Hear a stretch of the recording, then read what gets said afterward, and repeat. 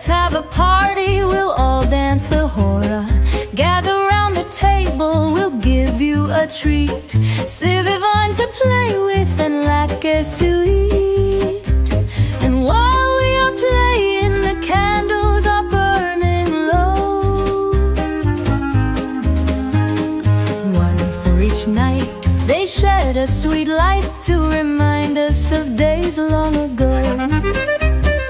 One for each night, they shed a sweet light to remind us of days long ago.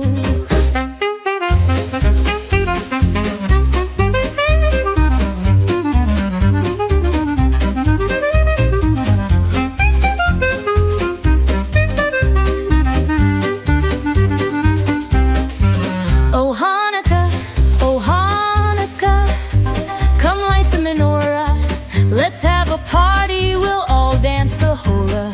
Gather round the table, we'll give you a treat. Sivavon to play with and latkes to eat. And while we are playing, the candles are burning low. One for each night, they shed a sweet light to remind us of days long ago.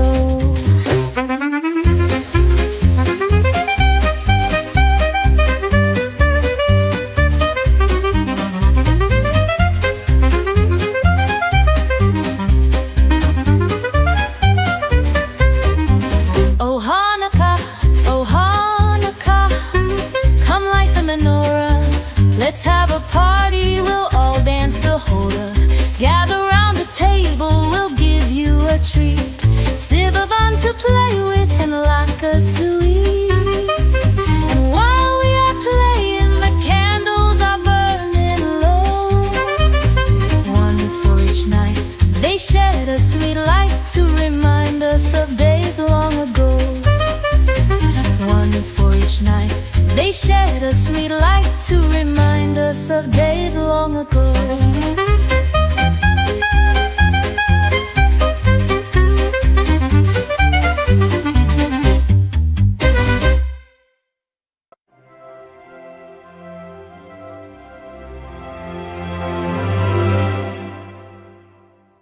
Hello everyone, and happy Hanukkah.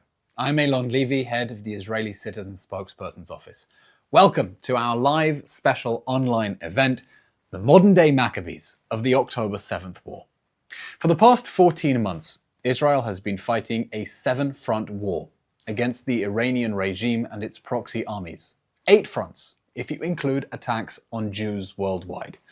Over the next hour, we will share with you 8 stories of Israeli heroes, ordinary people who have done extraordinary things in the midst of extreme danger. One story for every night of Hanukkah. We're going to shine a light on inspiring stories of heroism, on the incredible resilience of ordinary Israeli citizens fighting to live normal lives in the most abnormal circumstances, as our country has come under attack from every direction. You don't have to be a spokesperson to speak up for Israel, and you don't have to be a real Maccabee to be a hero of Israel. Before we embark on our journey, one request. The Israeli Citizen Spokesperson's Office is 100% funded by private donors, generous people like you who want to help us speak up for Israel. We're crowdfunding, and we're working to raise $180,000 by the end of the year. And we've just had a Hanukkah miracle. An anonymous donor is willing to match your donation dollar for dollar. In the original Hanukkah story, a little jar of oil kept the candles burning on the temple menorah 8 times longer than expected. And thanks to our matching donor, your donation will last for twice as long. So if you've got some spare Hanukkah gelt in your pocket, please go to our JGive page. It's in the notes of this YouTube broadcast, and give generously to support my team. You can also book a cameo greeting from me, and all the proceeds will go straight back into supporting our work here to speak up for Israel and the Jewish people in the October 7th War. Anyway, let's light Hanukkah candles together. This year, many Jewish families will be lighting an extra candle every night. This candlestick holder is a project of the Hostage Families Forum, which we're proud to support. You can buy it on their website. It's a donation to help them keep fighting for their loved ones trapped in the Gaza terror dungeons. It'll shine a light for the hostages' families on the incredible love and support that they have across the diaspora and among our non-Jewish allies. And they really need it this holiday season. Anyway, let's light the candles and let's get cracking. I have a special Bring Them Home kippah. Baruch atah Adonai, Eloheinu melech haolam, אשר קידשנו במצוותיו וציוונו להדליק נר של חנוכה. ברוך אתה אדוני, אלוהינו מלך העולם, שעשה ניסים לאבותינו בימים ההם בזמן הזה. אמן.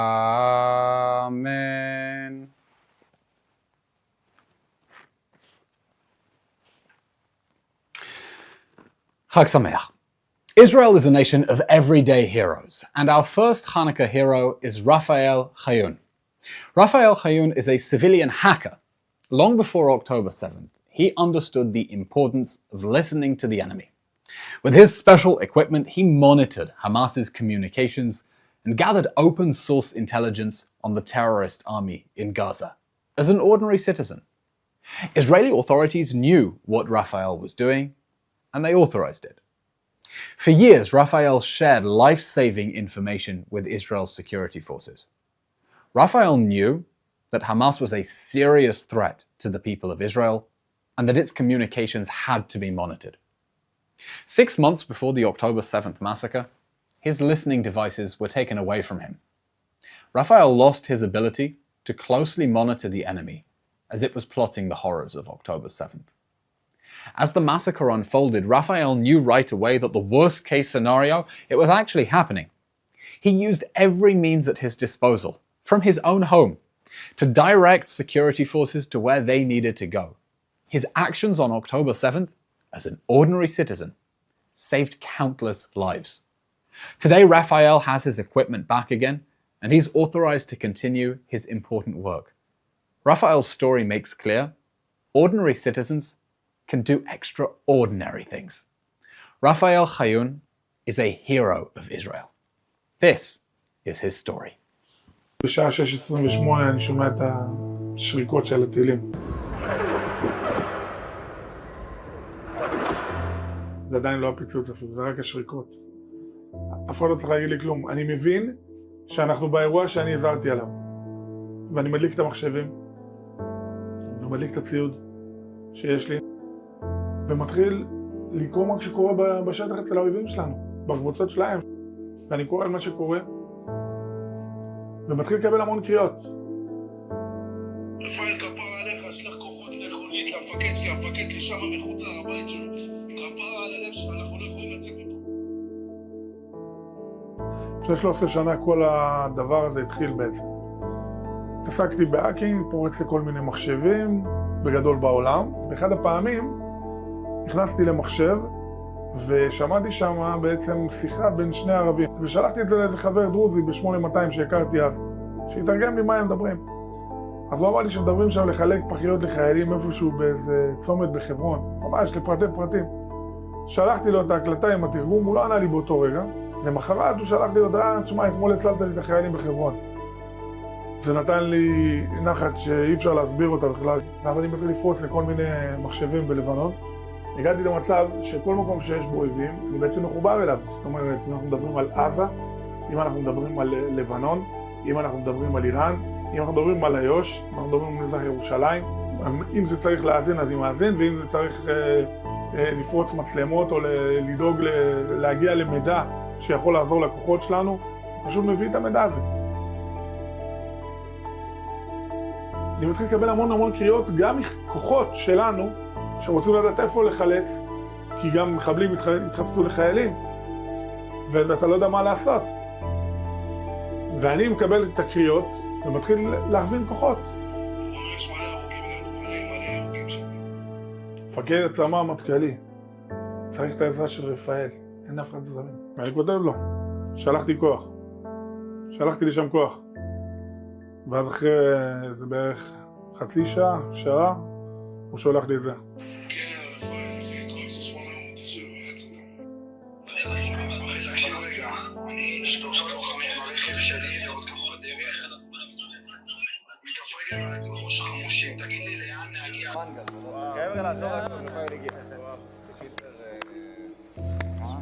הולך. טוב לראות אותך בשטח, בוא תראה מה עשית.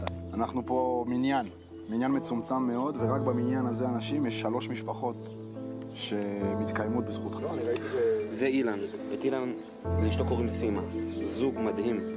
אנחנו חילצנו אותם מהשכונה פה, בזכותך אחי. אני איבדתי 37 חברים רק ב7 באוקטובר. 37 חברים! זה אנשים שאני מדבר איתם יום יום. איבדתי אותם. אין עוד, הם לא קיימים יותר.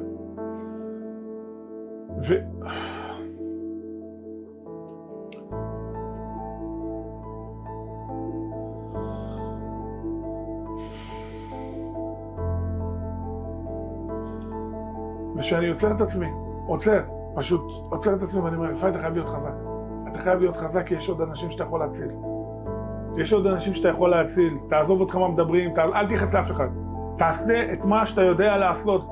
אני יודע שברגע שאני מוציא את הסיפור שלי האישי החוצה, אני יודע שאני גם מסכן את עצמי, אני יודע שאני גם חושף את עצמי למקומות שלא צריך לחשוף. ההחלטה שלי היא מונעת משתי דברים מאוד מאוד עיקריים, כאילו, צד אחד, שקודם כל אף אחד לא עשה את זה לפני, והציבור חייב לדעת האמת מתישהו. ודבר שני שמאוד מאוד מאוד חשוב, זה לתקן. המסר הגדול ביותר בכל הסיפור הזה, זה שכל אדם שרוצה לעזור, ומרגיש שהוא יכול לעזור, שינסה לעזור. What an incredible story. And the really incredible thing is that it's not unique. It's just one example of how on October 7th, ordinary Israeli citizens became everyday heroes, jumping into action to save friends, families, neighbors, even total strangers. Please join the conversation with us on the YouTube broadcast. Write down in the comments. We want to know, what do you think about this story? What do you think about all the heroes we're going to present tonight? Tell us where you're following us from. Tell us who your personal modern-day Maccabee personal hero is. Esther Marcus is a resilience counselor. Her job is to treat people who have endured trauma. Long before the October 7th massacre, Esther treated many people who had experienced trauma. She lives near the Gaza border, in an area where Israelis have been living with rocket attacks from Hamas for the last 20 years. Life under fire has taken a toll on everyone's mental health. When Hamas launched its invasion, Esther hid with her family in their shelter. And while she was in the shelter, and while terrorists were rampaging through her community, she began taking calls from people who needed her help. Even as she was in danger, Esther put other people's health and safety above her own. Esther and her family survived the October 7th massacre. But tragically, 4 months later, Esther's husband died of cardiac arrest. He's recognized as a victim of the October 7th massacre, and we remember and honor him as such. Esther is a hero of Israel. This is her story. The 6th of October is my birthday. So my daughter was here with her family, her husband and 2 babies, and my son on the 7th of October. For some reason, I was up super early. 6:30, I opened the door here, and as I opened the door, the alarms sounded, and it was obvious from the very first seconds that something was very different this time, because we're used to hearing the alarm Seva Adom, but this time it was crazy because it was Seva Adom, Adom, Seva Adom, and there was immediately a different vibe in the air.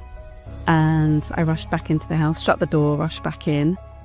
Within seconds, everybody got up and we went into our safe room. We heard explosions already. We also received a message within 10-15 minutes from the kibbutz telling us to lock ourselves in our safe room. And then my phone started going.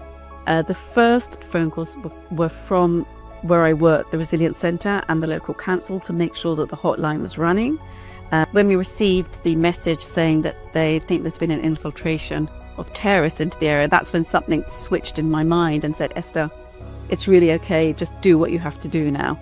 We're already hearing shooting as well, because terrorists had already, by this stage, come into our kibbutz. I was very aware that I had to hold a balance between my personal fears, which I basically suppressed all the way down, and helping my family maintain their anxiety, and at the same time answer these phone calls. There were moments when I can say that I was scared, and even then I don't think I fully understood the severity of what was going on. I didn't then know. When I was scared, I was more scared for the family, scared that something crazy is going on here, and I definitely felt in my body that something terrible is happening. You ask if I consider myself or my behavior as being heroic. Absolutely not. I just happen to be here. This is the job that I do, and the job that I've been doing for 9 years, working in the Resilience Centre. I consider it an absolute privilege that I'm in this position and able to help. And for years I've been answering the hotline, and for years giving therapy and helping people get the therapy that they require from a very, very strong and powerful belief in human beings that it's incredible, the resilience that we have. So I don't see it at all that we're heroes, which again corresponds with the first response team, that they were obviously heroes to me and to everybody else. Regarding everything that we're going through, the ongoing war, I always say we have to remember it's not just the 7th of October. First of all, it's 24 years prior to the 7th of October of receiving rocket attacks and tunnel threats, etc., etc. 7th of October brought us to a whole new level regarding trauma and horrific experiences. We set up these resilience centres which help people tell the story of the 7th of October. And again, we had to employ many more people. We were 17 people before the 7th of October. We became nearly 200. Men have changed tremendously. Women also, they just literally run out of energies. And in my personal opinion, it's not just Israel and our surrounding countries. It's the whole of the Jewish people. When I went abroad to speak to people and then to hear and to see what's going on campuses and how people are being affected. And I always talk that it's in our DNA. Survival is definitely in our DNA. And we need each other now more than ever.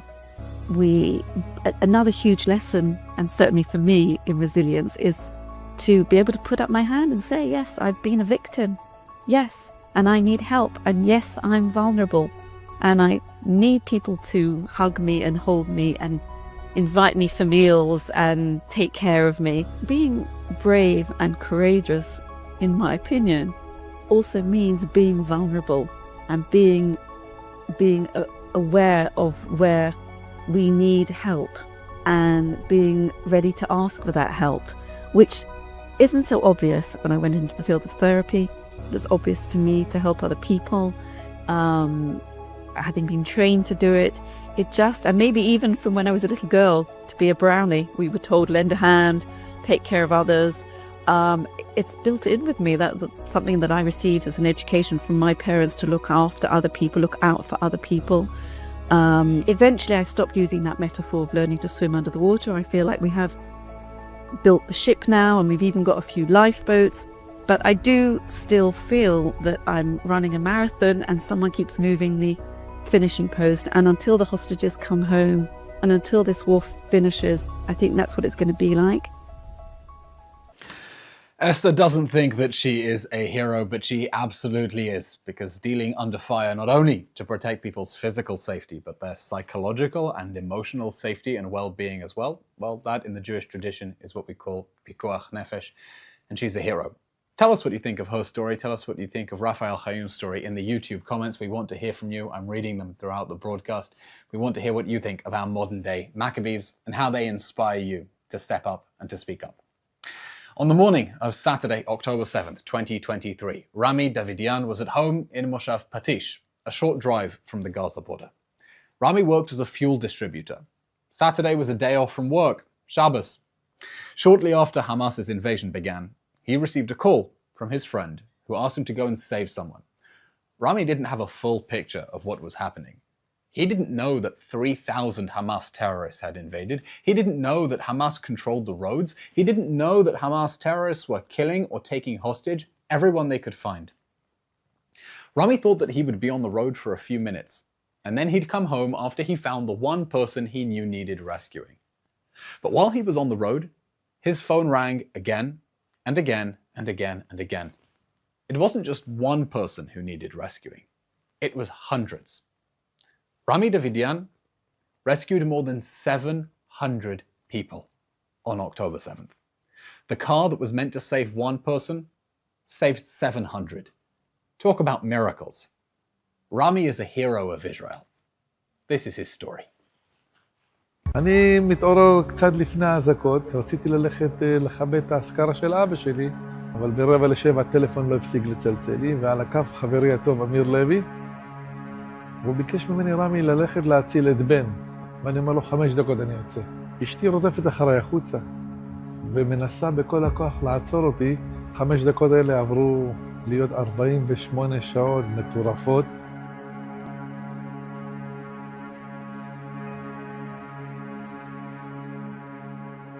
אז אני פונה ימינה, נוסע בערך קילומטר, ואני פוגש נחיל של ילדים רצים לכל עבר. כשאני עוצר צועקים לי תציל אותנו, תציל אותנו. אני לא מאמין להם. אני לא מאמין שאחד אומר לי רצחו את החבר שלי, את החברה, את החברים, מחבלים באוויר, ירו עלינו טיל, האוטו שלנו נשרף. זה משהו שלא קורה אצלנו במדינה שלנו. לוקח את שתי הידיים ומתחיל לצעוק אליהם, בוא אליי, זה רמי, בואו, ואני צועק וצועק, ואחד מביא את השני. אני מצליח לאחד מעל 450 ילדים. אני מתחיל להניע את האירוע, מביא את החתנים שלי עם טנדרים, את הבני דודים. אנחנו מתחילים להוביל את כולם לפטיש, כל הצעירים האלה. אני מגיע למיקום של בן, מוציא את בן. על הדרך של החילוץ של בן, אני מחלץ עוד 14 נערים. אחד הנערים מבקש ממני לחלץ את החברה שלו, היא הלכה לאיבוד. אני אומר לו, שלח לה את הטלפון שלי, שלח לי מיקום, ואני כבר טס להחזיר אותה. אבל קורה משהו מוזר, אחרי 5 דקות נסיעה, כשאני עוזב את הצעירים האלה, הטלפון שלי מתחיל לקבל 4,000. הודעות כתובות, הודעות קוליות, טלפונים. בשעות האלה לא היה כתובת לאף אחד, אז זה היה רק רמי ורמי ורמי. הלב מדמם. רמי לא יודע להכיל דברים כאלה. הודעות קשות, מהורים, מתחננים. וככה אני נכנס פנימה, עם החלטות קשות, עם מיקומים. אני נכנס ומתחיל להוציא קבוצות, מתחיל להוציא בודדים ממקומות. אני גם מרגיע אותם וגם מכוון אותם. תשכבו, לא לזוז, אני מגיע, אני בחילוץ אחר. אני נכנס לחילוצים הבאים, אבל כבר בחילוצים האלה, אני מבין שיש אירוע גדול. מחבלים שורצים כל הזמן עם אופנועים. סביב המיקומים של הילדים, של הבנות, של הבנים. נודע לי שרמי והצוותים ותושבי פטיש הצלחנו להציל 750 ילדים. כל אזרח שנמצא בסיטואציה כזו, פחות או יותר, צריך לחשוב על מישהו אחר, על משהו אחר, על חבר, על אח, על דוד. אני מסרתי את החיים שלי באותו יום, בלי לדעת כלום. מה שהניע אותי כבר, להיכנס פנימה, לא עם מדים, לא עם שכפ"ץ, לא עם קרמי, לא כלום, לא עם נשק. זה ההודעות של ההורים. הם הניעו אותי, הם פתחו לי את הלב.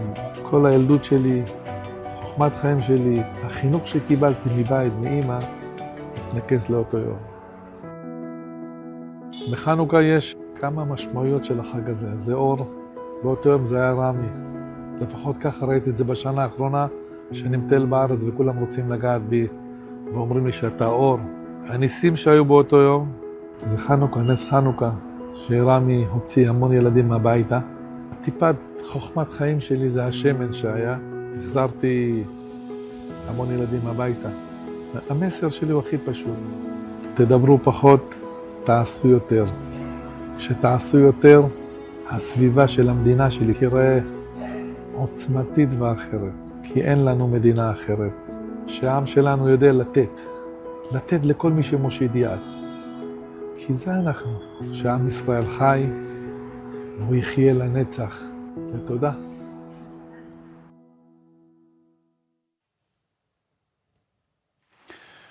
What an epic story. 1,200 people were slaughtered on October 7th. It would have been 1,900 if it hadn't been for heroes like Rami Davidian. We're calling him a modern-day Maccabee, but maybe we should look back and call the Maccabees early-day Davidians. Incredible. On October 7th, Eylon Yahalomi, aged 12, was at home in Kibbutz Nir Oz. Where else would he be on a Saturday morning? Early in the morning, Hamas terrorists stormed into his community and broke into his house. Eylon was flung over one motorcycle. His mother Bat-Sheva and his two sisters were thrown on a second motorcycle. His wounded father, Ohad, remained with Hamas death squads inside the house. The terrorists began speeding towards Gaza. As they got close to the border, they spotted an IDF tank and panicked. Bat-Sheva's motorcycle fell, and she and her daughters managed to escape. They ran for their lives. And they watched Eylon, a 12-year-old boy, being dragged away across the border into Gaza. Eylon was held by Hamas terrorists in gruesome conditions until he was released in November last year after 52 days in captivity. Eylon's father, Ohad, is still a hostage in the Gaza terror dungeons. Bat-Sheva Yahalomi has been fighting for her husband's life for more than a year now. The surviving hostages in Gaza are barely clinging on to life. Time isn't running out, it's run out. Hamas continues to demand a ransom payment that will allow Hamas to remain in power in Gaza and prepare to carry out more October 7th massacres until Israel is destroyed, just as it's promising. There is only one thing that can change the status quo, and here's where you can step in and help create a modern-day miracle.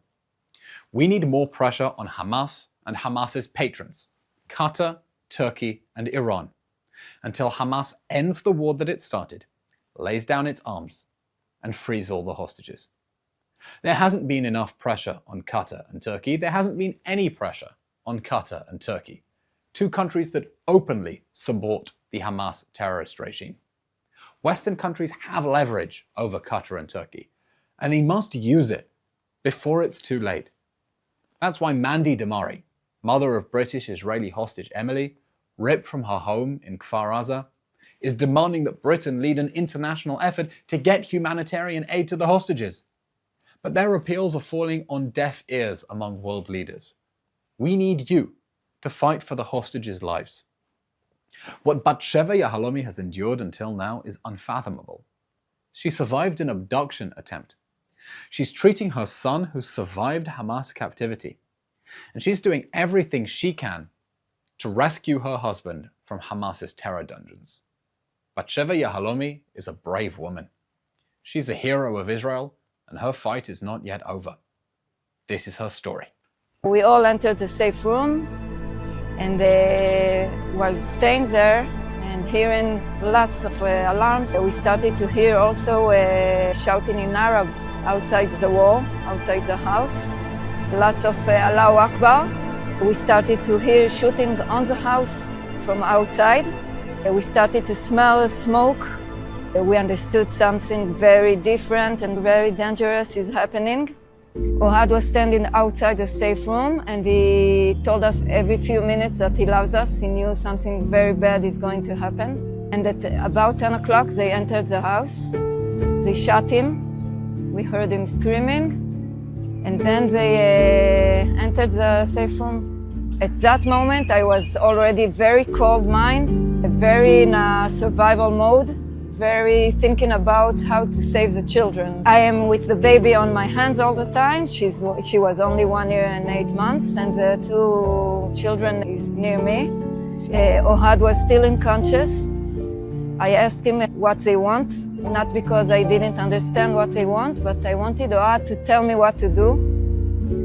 He told us that they are taking us to Gaza, and he told us to go with them. We stood outside the house on the street, waiting for our lift to Gaza.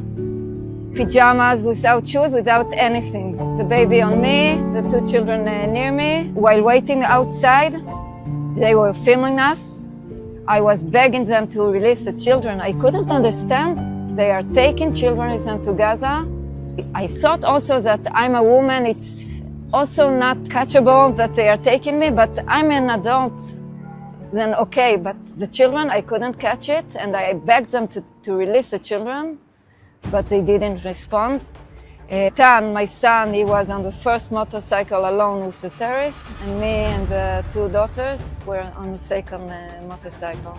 At about 100 meters from the border, 2 tanks has arrived, 2 IDF tanks, and the terrorists were panicked and started to run, and the motorcycle of me and the 2 daughters were falling. And that was the last time I saw Eitan. The name I gave Eitan, that means he's strong and stable. I remember I thought that I hope the name I gave him will be on his side. The tank didn't stop, he couldn't stop. He was surrounded by hundreds of terrorists. So we ran to the fields. I hear the alarms all the time from the kibbutz. I see the rockets above us, and when getting to the northern gate from outside, we saw a bus coming. 2 soldiers were running to us. This was the first bus of IDF soldiers that has arrived to the kibbutz to save the people at about 2 p.m. After almost 8 hours of trying to survive. Only at the beginning of November, we had a formal confirmation that Ohad was kidnapped, and Eitan also, and that they are alive, both of them. Eitan, my son, was released after 52 days as part of the deal. When he came back, of course, it was a big relief and a big happiness. But then he started to tell about what he has been through. It's very hard to say how is Eitan now, because we are still in the trauma. Eitan got out, but Ohad, his father, is still there. We are already 442 days to the war, and the war will not end until the 100 hostages that are still there, including Ohad, will return. Let our people go. Ohad, if you can hear us, I want to tell you that me and the children are okay. The last thing that you saw is us. We're taking in front of your eyes. We miss you a lot. We love you a lot. We are doing everything to save you and the other hostages. We are waiting for you.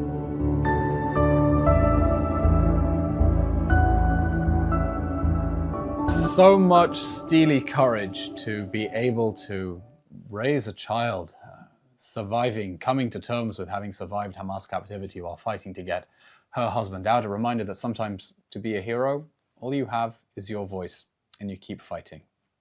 As you can see, heroism can come from unexpected places. Ordinary citizens doing extraordinary things, and we're reading your comments on the YouTube broadcast. Please keep telling us what you think about these stories and how they're inspiring you. We're proud to amplify the voices of Israel's everyday heroes. That's what the Israeli Citizen Spokesperson's Office is here for. Every day we're standing up for Israel, speaking out for the Jewish people, and making sure that our voices are being heard in the face of a world that's trying to drown them out. It's thanks to people like you, our supporters around the world, that the Israeli Citizen Spokesperson's Office is able to do this important work. Thank you to all of you who have already contributed to our important cause. We have just a few days left until the end of our end-of-year campaign. All donations made by the end of the year are being matched by a generous anonymous donor. Your contribution will have double the impact now. It's a Hanukkah miracle. Every dollar you donate will last twice as long. Please, please, please go to the JGive page in the notes of this YouTube broadcast and donate some spare Hanukkah geld to help us keep elevating the voices of Israel's everyday heroes as our country fights for its life and needs every single citizen speaking up. One of those heroes who's speaking up and whose voices we are elevating is Stav Cohen. Stav is an IDF Special Forces reservist. When he went to sleep on the night of October 6th, 2023, he was a civilian, a trainee lawyer. He wasn't expecting that the next day he'd find himself in uniform again. But on the morning of October 7th, as soon as he knew something was wrong, he didn't wait for the order. He jumped in his car and he drove down to his base. For the past 14 months, Stav has done many long tours of duty, jumping back and forth between military service and ordinary life. He's protecting his family, his friends, his country, all of us, our team. Stav has spent a great deal of time fighting terrorists in the West Bank, in the high ground overlooking the rest of Israel. In the city of Jenin, Palestinian terrorists dream that one day they will do what Hamas did in Gaza, use territory as a base to carry out a surprise attack, massacre as many Israelis as possible, and take survivors as hostages. The Iranian regime is doing everything it can to arm, fund, and train terrorists who could take over the West Bank just as they took over Gaza, just as they took over southern Lebanon, just as they took over Yemen, and attack Israelis. Men like Stav Cohen are putting their lives on the line to make sure that what happened on October 7th can never happen again, and when he's out of military service, he's using his voice to keep fighting. Stav is a hero of Israel. This is his story. My name is Stav Cohen. I'm 29, grandson to a Holocaust survivor. Grew up in a small moshav, small community in the center of Israel. On October 7th, as soon as I understood that something big is going on, I left. And when I was on my way down south, I got the call-up order. So I was on my way to the unit, right, to the base. And the sirens kept coming, and the explosions kept coming. I pulled over, tried to find shelter, and I could see we were like 3 or 4 cars that stopped at the same place. I could see this mother with curly brown hair. She hugged her, I'd say 5-6-year-old kid. She like this, you know, she hugged him and she put her head down, and he was so afraid he tried to tuck his fingers in the gap between the shoe and her ankle. He was so afraid, you know, he tried to like hide inside of her. That's the true image of the war right there. You know, you'll open the news, the media, you'll never get what truly the war is. I was driving south, right? And the sirens kept coming, the explosions kept coming. And every few, I don't know, seconds, I had to pull over because the rockets kept coming. And then I realized that I'll never get there, you know, that way. And even more, every time that I'm pulling over for a couple of minutes, more lives of innocent people are being taken. Think about it. That's the state of mind. Think about it this way. You are special forces, and they taught you that each second counts, you know? And every time that you have to pull over, more people are dying. In this moment, I realized that I don't matter anymore. Like, Stav is on hold. Now I serve a bigger cause than me, than my life, than what I want to do. And Am Yisrael is in the center. And Am Yisrael, that's the mother with the curly hair and the 5-year-old kid. That's Am Yisrael, you know, the Holocaust survivors in Israel, the Christians, Jews, Arabs. That's Am Yisrael. And they're in the center. The moment I found out that Omri, my childhood friend, got murdered on October 7th, I cried. That was the first and only time that I cried, I think like in the past 10 years or so. The terrorist came to the Nova Festival, shot Omri all over his body. He bled badly. And 2 of our other friends, Tzur and Aviad, also same group, they were with him as Omri passed out. Tzur and Aviad never left him. Even though they had terrorists coming after them while they're shooting at them, Tzur and Aviad grabbed Omri and ran with him. He died during that run, and they still, against every logic, you know, held his body. They were way slower than they're supposed to do, and they paid with their lives because they also got murdered. I've been fighting in Judea and Samaria for the past 11 years now, even more, right? I've been fighting Hamas, Jihad, Fatah, any proxy of Iran you want. name it, they're there, and they have abilities. And when you're saying Judea and Samaria, West Bank, people need to realize that you're talking about 1.5 million people, Palestinians, and 500,000 Jews. Potentially, if you'll have an October 7th from Judea and Samaria, the West Bank, in a matter of minutes, you can have thousands of terrorists in the most center cities of Israel, Kfar Saba, Tel Aviv, you name it, you know? It's way closer than the Gaza Strip to Israel, and it's way longer because it's like a strip from east to Israel.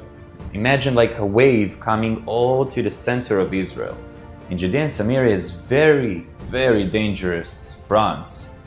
It's an endless front. If we weren't fighting in Judea and Samaria on a nightly basis, you'd had October 7th, October 8th, October 9th, October 10th from Judea and Samaria in the center of Israel. They interviewed me last week to this talk show called IDF Heroes You Have to Meet. And as soon as they asked the first question, I mumbled, like I blacked out. I told them, guys, this isn't right. I'm not an IDF hero you have to meet. You know, the true heroes cannot be interviewed no more. The true heroes are lying beneath the ground. When people are praying, wherever they'll be, we can feel it. And I tell you what, I'm not a religious person, so I don't have like the religious explanation, and I have no idea like how, but we can feel it. Anyone can be a fighter. You don't need a weapon. Weapon will only get you this far, you know. But if we want to go all the way, we should never go fast. We should go together. We should unite, and we should stand for the truth. Post a story, a reel, talk to my neighbor. Just be a fighter of the truth. Stav is what we call in Hebrew Ish Safra v'Saifa, a man of the book and of the sword. A bit like King David, who was a warrior who also put pen to paper and used his words to inspire others. Tell us in the comments what you think about his story. You may recognize Stav Cohen because he's one of our citizen spokespeople, presenting our daily briefings, creating content through us, using his time when he's out of reserve duty to continue the fight, using his words. On October 8th, 2023, one day after the October 7th massacre, the Hezbollah terrorist army in Lebanon opened a second front against Israel. Over the next 13 months, Hezbollah fired nearly 20,000 rockets, guided anti-tank missiles, and suicide drones into Israeli cities and towns. More than 60,000 Israelis were forced to flee their homes in northern Israel because Hezbollah was shooting at them. Many people in northern Israel returned to their homes. They endured constant rocket attacks from Hezbollah. One of the places in northern Israel that was not evacuated was the town of Majd al-Shams. Majd al-Shams is a Druze town in the Golan Heights. On July 27th, 2024, Hezbollah fired a rocket that struck a football pitch in the town. The blast killed 12 Druze children. The images were devastating. Ali Tarabia is a first responder. He arrived quickly to the scene of the massacre and saved lives. Ali is not Jewish, but he's a proud Israeli. He's also a modern-day Maccabee. Ali is a hero of Israel. This is his story. בערך פעם בשבוע, פעם בשבועיים יש לך אזעקה 2. ותמיד חשבנו שזה רחוק מאיתנו וזה לא יקרה כלום, זה פשוט המלחמה שלהם. עד האסון במג'דל שמס, זה לקח אותנו למקום אחר לגמרי. האירוע ב-27 ביולי זה היה יום שבת, בדיוק היינו מתכננים לצאת לעשות פיקניק על האש. אני אשתי עם הילדים. היה הודעה מהפרמדיק האזורי שלנו. היה לי, יש איזה מקרה במג'דל, נפילה בתוך מגרש כדורגל, וכנראה יש פצועים. באותו רגע עזבתי את הכל, ולמזלי הייתי שם בדיוק עם האוטו, עם כל הציוד באוטו. לפני כל יציאה הייתי רב עם האישה, אומרת לי, תוריד את הדברים של איחוד הצלה, אין לנו מקום לדברים, ואז לא הראתי כלום. הנעתי את האוטו והתחלתי לטוס לכיוון מג'דל. תוך כדי נסיעה, עוד אזעקה, ועוד אזעקה, ועוד אזעקה, והיה ממש נפילות בכל המרחב שם. ואני בין המקום, אז נכנסתי דרך המטעים, כאילו להגיע כמה שיותר קרוב, ואני מתחיל להבין על איזה אסון אני מתקרב. עם כל הציוד רץ לכיוון המגרש, לא ציפיתי לראות מה שראיתי. כאילו, אנחנו לא מכירים את זה, זה מקום כל כך שקט שאנחנו לא מכירים את המראות האלה, לא מראים את הדברים, אתה רואה אנשים, הכאוס שהיה שם, אי אפשר לתאר אותו. אמרו לי כבר בטלפון תוך כדי, שיש לך מעל 40 פצועים. אני נכנס למגרש ואני רואה ילדים שוכבים מחוסרי הכרה. לרגע אתה חושב שבתוך סרט, דברים שלא מהמציאות. הוא כבר יודע שאין לי מה לעשות איתם. מתחיל להתקדם איפה שיש ילדים שכן צועקים וכן אפשר להציל אותם. למזלנו, שהיה מלא רופאים שם. אזור רמת הגולן הוא עם האחוז רופאים הכי גבוה בארץ, לפי האוכלוסייה. ולמזל שהיה שבת והרבה אנשים בבית. ואז כל אחד ידע לתת מענה, כולם ירדו. כמובן היה שם מלא חופשים, גם של איחוד הצלה, גם של מד"א, גם הצבא הגיע בשלב יותר מאוחר. עבדנו תחת אזעקות. אתה מטפל באנשים והזעקת צבע אדום תוך כדי. הבית חולים הכי קרוב זה צפת זיו, שזה שעה ורבע נסיעה. ואז אני מתחיל לשאול, איפה שאר הילדים, איפה הפצועים? ואז אחד אומר לי, הרוב במרפאות, כל הילדים שם, כל האנשים שם. ופה היה הדבר שאי אפשר לתאר. פה היה הכאוס האמיתי. אתה מגיע בתוך מרפאה מעל 40 ילדים. תראה אנשים בוכים, מסתכלים עליך, מי זה המלאך שבא, כל אחד מגיע עם אפוד. תראה, אבא מושך אותך מפה, אמא מושך אותך מפה, בוא תציל את הילד שלי.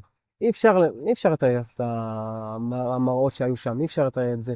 הסוג של הפצעים האלה שאנחנו לא מכירים, אני אף פעם לא היה לנו פצעים כאלה של מלחמה. זה היה יום קשה, שזה השפיע על כולנו, השפיע על כל רמת הגולן. הקורקינטים, האופניים החשמליות, הטרקטורונים של הילדים, אותם ילדים שהיו שם, זה עדיין שם בפינה. התמונות שלהם זה עדיין שם. ואשכרה אנשים הולכים לשם רק לראות את הזירה היום. ויצא לי גם אחרי האירוע לפגוש ילדים שהצלתי אותם. אחד מהילדים אשכרה ראה אותי דוד שלו וראה שאני פיניתי אותו באמבולנס. הוא התחיל לבכות הדוד. הוא לא יודע איך להגיד תודה. כל הצער הזה זה משמח שאתה רואה שאתה הצלחת לעשות משהו, הצלחת לעזור. בזכות המקרה הזה, האסון במג'דל שמס, גם קרו דברים טובים. הרבה אנשים העריכו מה זה כוח רפואי, העריכו מה זה חובש בשטח. כי הרבה אנשים שהגיעו לשם לעזור, אבל לא היה להם מה לעשות, ואמרו לנו את זה. אז בזכות זה פתחנו עוד קורס חדש.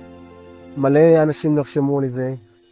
אתה רואה האנשים הישראלים, היהודים שבאו לנחם, אנשים שלא מירושלים, פשוט עלו על רכב ובאו לנחם את ההורים שם, ולא מכירים אף אחד. אני דווקא מכונאי רכב, אני רק מתנדב באיחוד הצלה. גם אם לא משנה מה, אני מתחת למנוע של אוטו ויש קריאה, אז מצדי זה קודם כל איחוד הצלה, ללכת להציל חיים. בעיניי זה לא משנה אם חזבאללה פוגע בערבי, בנוצרי, במוסלמי, ביהודי. בשבילנו זה כולנו ישראלים, כולנו בני אדם, לכולם יש זכות לחיות בשקט, בלי מלחמה ובשלום. אני רק רוצה שיהיה אחדות העמים, שיהיה שלום. יש לי חברים יהודים שהם כמו אחים, גם מוסלמים כמו אחים, גם נוצרים כמו אחים. אני מעניין אותי שיהיה מולי בן אדם, לא מעניין אותי איזה דת. וזה מה שאני מצפה מכל העם ישראל, שנהיה מאוחדים, שנהיה כמו אחים.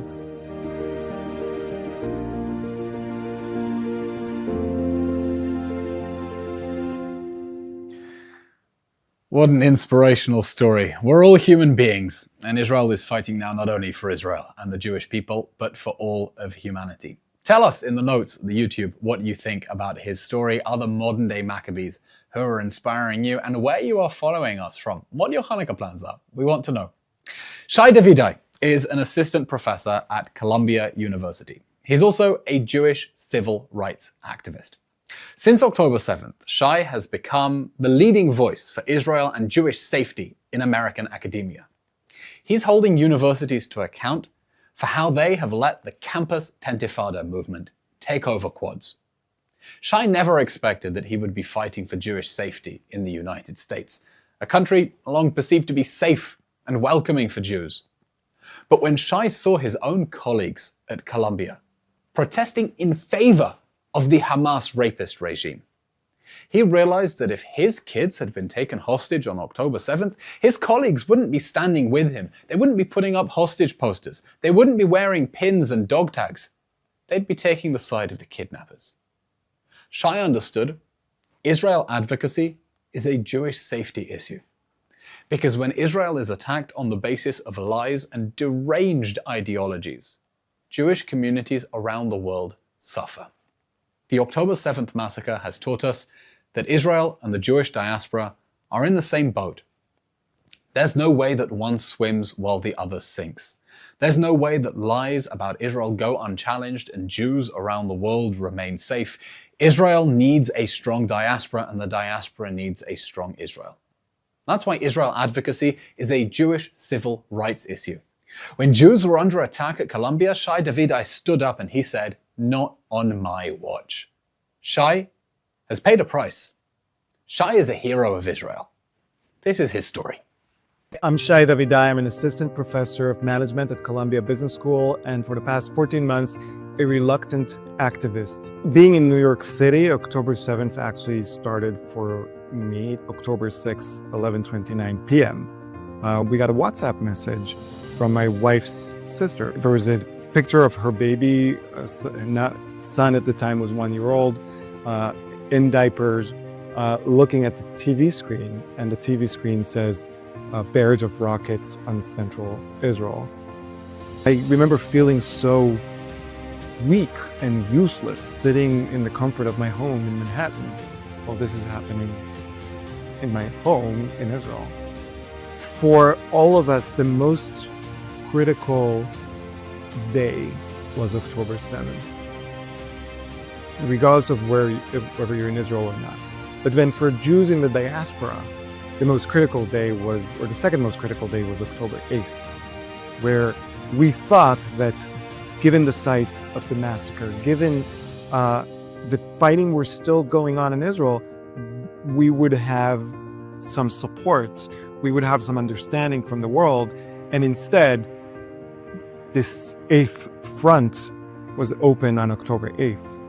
In Times Square, there was already a protest against Israel on October 8th, 2023. On October 12th, 2023, seeing 800 students, faculty, and staff at Columbia cheering over the sites of October 7th massacre, it shocked me so much that I told myself, something needs to be done. Someone has to say something. But at no point did I say, I will be the person that does it. But the thing that I did say to myself was, someone needs to say something. The war is still going on, but also the ideological war outside of Israel is still going on. And not many people are stepping up to fight, especially not in academia. And until they do, I don't feel like I have the privilege to stop. The two main responses were hate and indifference. When you take the indifference and the hatred together, what you end up getting is the indifference enabling the hatred to grow uninterrupted, leading to me being investigated for my actions. For the past year, I've been investigated for my social media presence, me being suspended from campus when there were encampments in which Jews were refused to recant their relationship to Israel were not allowed in. And on the October 7th memorial, being suspended again because I was speaking up against the administration's willingness to allow pro-Hamas celebrations on October 7th annual anniversary. The important thing is, no matter what happens, I will have definitely done this again a million times over. Despite the pain, despite the dozens of times of me breaking down, despite the fact that it's affected my physical health, despite the fact that it's all but ruined my career, because it's the right thing to do. It's scary speaking up. It's uncomfortable breaking any norm, even if it's the smallest minor norm. People have self-doubt. Even when they know the difference between right and wrong, they are worried that they might say not the exact right thing. So you can see, a lot of people look at someone like me and say, yeah, it's great that he's speaking up, but look at the cost that he's paid, personal, professional. I don't want to experience that. And in that sense, they might be right. The scariest thing that had personally happened to me on campus is the normalization of hatred. I've been screamed at. I have had my kids' pictures posted on social media. I've had my address posted on social media, my class schedule with the tagline, go harass him. I've had almost every death threat possible. I've had people with Hamas and Hezbollah and PFLP and Al-Qaeda flags in my face screaming. All of that I can deal with. That is hatred. Hatred is irrational and I can deal with. The indifference is the scariest part. On October 7th, 2024, when there was a Hamas celebration on campus by Columbia students, faculty, and staff, I did not focus on the students, the faculty, and the staff that hate me. I focused on the administrators that were there who did nothing. And to see their faces as they are looking at the hatred, knowing the hatred is wrong, but are frozen from doing anything, that to me was the scariest moment. As you're celebrating Hanukkah, I want you to remember two important things. In the days of the Hashmonaim, there was no Columbia University and there was no social media. Imagine if at that time we had indoctrination in universities and misinformation on social media. We may not have made it so far. It's our job to make sure that years from now, people will still remember the ness of Hanukkah, but also the ness of the State of Israel, and to keep fighting the misinformation and the indoctrination.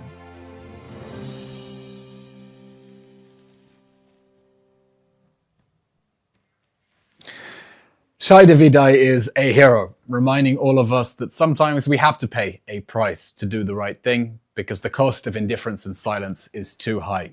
Tell us in the comments what you think about his story, and if you want to hear more from Shai, we recently filmed an episode of the State of a Nation podcast here in this same studio. It's available on the Israel State of a Nation with Eylon Levy YouTube channel. You can also watch it wherever you get your podcasts and hear more about his fight for Jewish student safety on campus. The next story is personal for me. The Iranian regime and its proxies have been attacking Israel on 7 fronts, 8 including the diaspora, for the past 14 months. Hamas in Gaza, terrorists in the West Bank, Hezbollah in Lebanon, the Houthi pirates in Yemen, the Iranian militias in Syria, Iranian-backed militias in Iraq, and the Iranian regime itself. This war marks the first time that the Iranian regime directly attacked Israel from Iranian soil.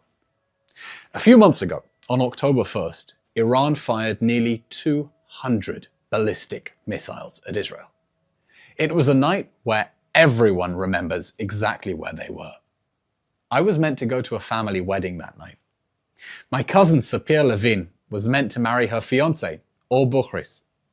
But just before the reception, everyone in Israel received an emergency alert on their phones. The Iranian regime is about to fire ballistic missiles.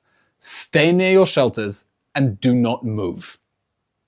Then the Iranian regime unleashed the biggest ballistic missile attack in history and sent everyone in Israel running to bomb shelters. I assumed the wedding was off, obviously. But as soon as the last ballistic missile exploded and we got the all clear from the IDF, I texted the bride's sister. Is this still happening? She said, yes, come.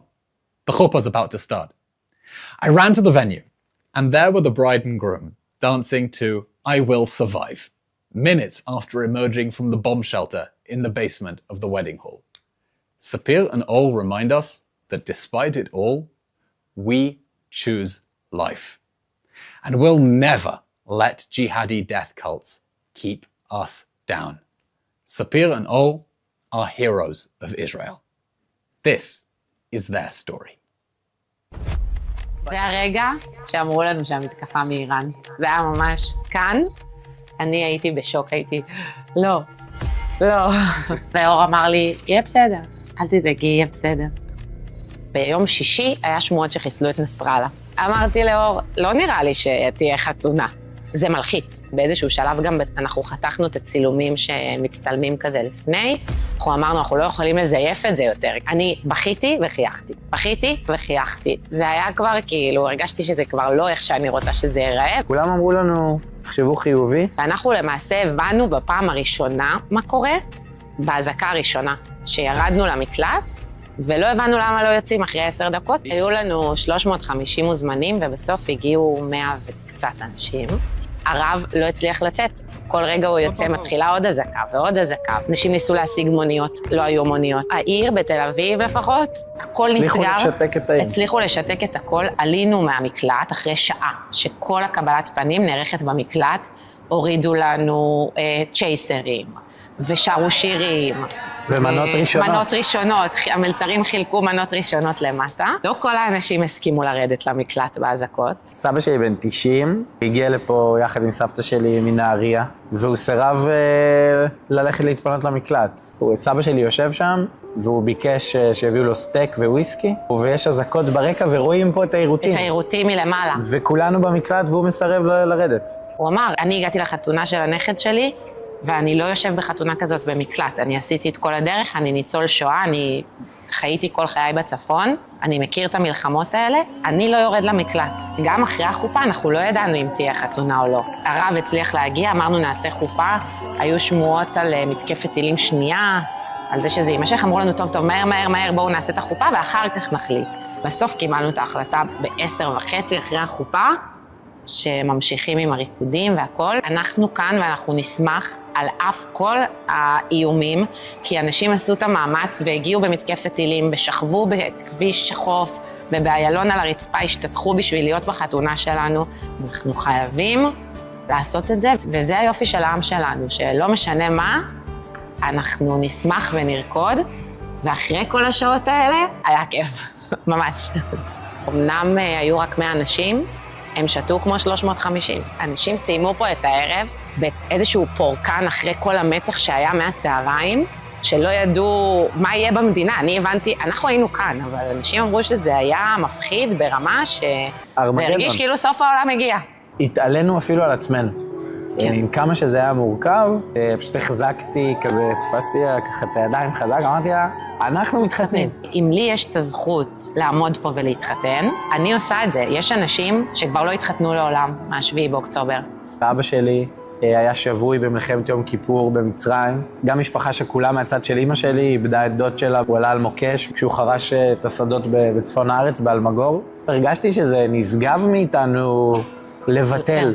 כאילו זו לכאורה הייתה ההחלטה הכי קלה. אם ישאלו אותי מחר, מה זה להיות יהודי בעיניך, או ישראלי, זה... הערב הזה. זה הערב הזה, זה לא לוותר, זה להעביר מסר של אחדות, שמי שרוצה לחיות איתנו בשלום, הוא מוזמן. הדי-ג'יי שם את השיר I will survive, ואני חושבת שזה הרגע שעשה לנו תפנית בערב גם, אנחנו מקיימים את החתונה, ומקיימים אותה בצורה הכי שמחה והכי טובה, והיה משהו סימבולי נורא בשיר הזה באותם רגעים. לדעתי, עם ישראל חי ביג טיים.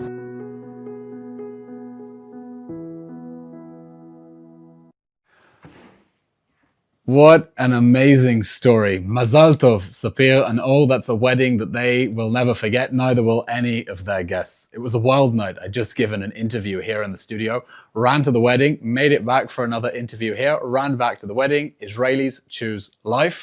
That's what it means to be a modern day Maccabee. Rafael Hayun, Esther Marcus, Rami Davidian, Bat-Sheva Yahalomi, Stav Cohen, Ali Tarabia, Shai Davidai, Sapir Levin, and Ol Buchris. 8 stories of modern-day Maccabees in the October 7th War. I hope you found these 8 stories to be meaningful and inspiring. It's been a horrible year. Since October 7th, 2023, Israel has been fighting a war we didn't start, we didn't want, we didn't expect, but one we have to win. A war that is existential, as we come under attack on 7 fronts and are fighting to keep terrorist armies away from our borders, because we choose life. And these modern-day Maccabees give all of us strength. Because we know that Israel's greatest asset is our people, their spirit, their courage, and their zest for life. That zest for life is a miracle, like the miracle that these candles have lasted for the whole broadcast. If you wish to support the important work that we are doing at the Israeli Citizen Spokesperson's Office, please go to the JGive crowdfunding page in the notes. The Maccabees found a little jar of oil. We found an anonymous donor. The Maccabees jar lasted 8 nights. Thanks to our anonymous donor, every $1 you donate will become 2. And by helping to support our work, you too can be a modern-day Maccabee, supporting the fight for Israel's future and the safety of the Jewish people. On behalf of the entire team at the Israeli Citizen Spokesperson's Office, and thank you to the entire team at the Israeli Citizen Spokesperson's Office for putting on this incredible production and producing these inspirational stories for posterity. I wish you a happy Chanukah. Chag Chanukah Sameach. Thank you, and Am Yisrael Chai.